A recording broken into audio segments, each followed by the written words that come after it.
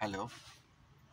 এখনো গুগলে সার্চ করলে দেখা যাচ্ছে Mujibur Rahman number 1 greatest person in the world in Bengali community. তারপরে আরো কিছু কিছু নাম দেখলাম, সেগুলোতে অনেকজন আছে, যেমন রবীন্দ্রনাথ ঠাকুর, ঈশ্বরচন্দ্র বিদ্যাসাগর, স্বামী বিবেকানন্দ, অমর্ত্য সেন, নেতাজি সুভাষচন্দ্র বোস,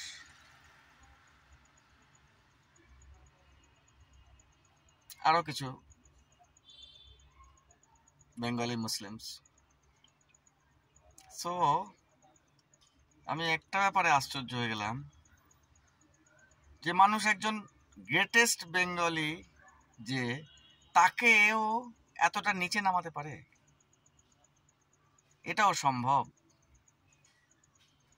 আমি নিজের গর্বটা নষ্ট করে ফেলবো? একজন গর্বের মানুষ, যাকে দেখাচ্ছে পৃথিবীর শ্রেষ্ঠ বাঙালি, তার এই অবস্থা করে ফেলবো? কিসের নেশায়, কিসের আশায়, কিসের জন্যে? এগুলো প্রশ্ন করবে না কেউ? কেন? এগুলো মেনে নেওয়া যায়? কি জানি বাবা, বুঝতে পারি না। What is life, what is expectation, what is position, what is mental health, what is শিক্ষা, হোয়াট ইজ মানবিকতা। নিজের একটা গর্বের বিষয়কে এইভাবে নষ্ট করব, যেটা, যে নামটা নিয়ে সারা বিশ্ব গর্ব করে, তাকে এইভাবে কালিমালিপ্ত করব? জানি না। সো আশ্চর্য হওয়া ছেড়ে দিতে হবে, শুধু মানুষের চাওয়াটাকেই মূল্য দিতে হবে। সেই চাওয়াটা ঠিক কিনা, চাওয়াটা যুক্তিসঙ্গত কিনা, সেটা বিচার হবে না।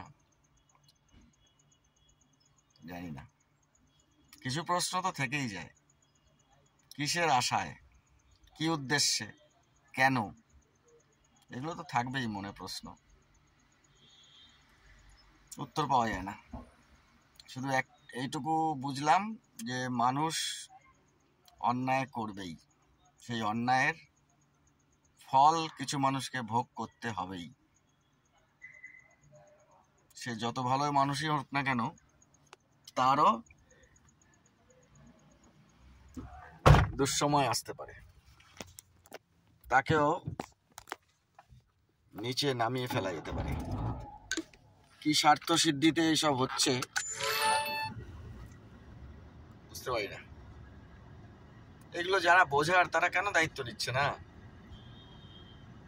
একজন গর্বের মানুষ, একজন উচ্চ শিখরে থাকা মানুষ, তাকে এইভাবে কালিমালিপ্ত করবে, এইভাবে অপমান করবে, তাও আবার এমন জায়গায় যেখানে তার স্থানই একটা অন্য জায়গায় থাকার কথা। বুঝতে পারি না। এগুলো নিয়ে মানুষকে ভাবতে হবে, এগুলো নিয়ে বুঝতে হবে কোথায় নিচে নামাচ্ছি নিজেদেরকে, এটা ভাবতে হবে। যত যাই করি না কেন, এন্ড অফ দ্য ডে কি করছি, কি হচ্ছে, এগুলোর তো মানুষ মনে রাখবেই, রাখবে না? হতে পারে।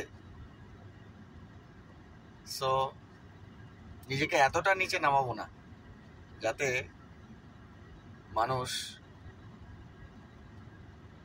মানুষের জাতিকেই ভুলে যেতে পারে, অন্যায়কারী হিসেবে তকমা লাগিয়ে দিতে পারে। ঠিক না।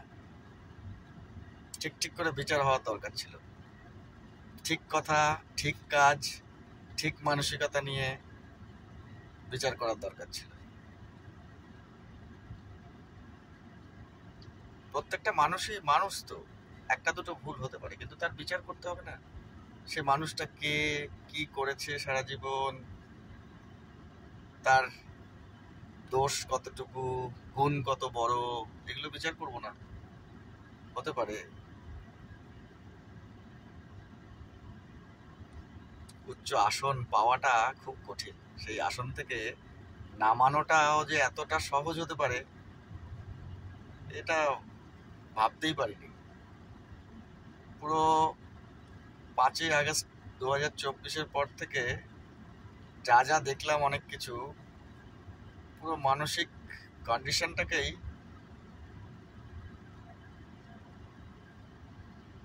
একেবারে দারুণভাবে ধাক্কা দিয়ে গেল। মেনে নেওয়া যায় না। আরেকটু বিচার করার দরকার আছে। ঠিক ভুল, কত মানুষ আছে যাদের মন তো ভালো হতে হবে, মানসিকতা তো ভালো হতে হবে, সেটা দিয়ে বিচার করবে না তারা? কেন করবে না? করা উচিত, দেখা উচিত, ভাবা উচিত। যার যেখানে স্থান তাকে সেখানে রাখা উচিত। যে অন্যায় করেছে তার শাস্তি দেওয়া উচিত। কিভাবে দেবে, সেই প্রক্রিয়াটা কি? আইন ব্যবস্থা, পুলিশ, প্রশাসন, শাসন, সৈন্য, তারপরে আরো কত কিছু আছে, সুপ্রিম কোর্ট, হ্যান ত্যান, কত কিছু। তারা একটু ভাববে না যে কি করছি আমরা? আমি শুধু আরেকটা জিনিস নিয়ে আশ্চর্য হচ্ছি, যে দেশে এইরকম একটা ব্যক্তিত্বের এই অবস্থা হয়, তাহলে সাধারণ মানুষের কি অবস্থা হবে? কার নির্দেশে এসব হয়? এগুলো ভাবতে বসলেই মাথা খারাপ। যাক গে, আমি একজন সাধারণ মানুষ, এত কিছু ভাবনা পাওয়ার আমার কথা নয়, তবুও চোখে কানে যা আসে সেগুলো নিলে এটা একেবারে কাঁপতে থাকে। যার জন্যই ভাবনা আর কি। তার এফেক্টে তো পড়ে কিছু না কিছু। আমার পাশে এসে কে দাঁড়ালো সেটা নিয়ে একটু ভাববো না? আমার সঙ্গে কে ইন্টারাকশন করছে সেটা নিয়ে একটু ভাববো না? আমি তার জন্য কোথায় স্থান গ্রহণ করব সেটা আমাকে তো ভাবতেই হবে।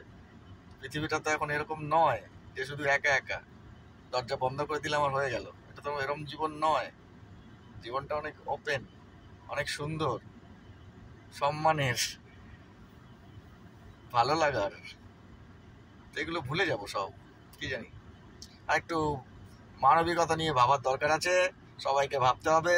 ভাবুন, সুন্দরভাবে ভাবুন, সুন্দর কথা ভাবুন, সুন্দর সম্পর্ক ভাবুন, সুন্দর জীবন ভাবুন, সুন্দর মানুষের কথা ভাবুন, ঠিক ভাবুন, উইথ জাস্টিস ভাবুন। শুধু স্বার্থ সিদ্ধি করব না এটা ভাবলেই হবে। শুধু স্বার্থে জীবন হয় না এটা ভাবলেও সুন্দর হবে সময়। That's it. Thank you.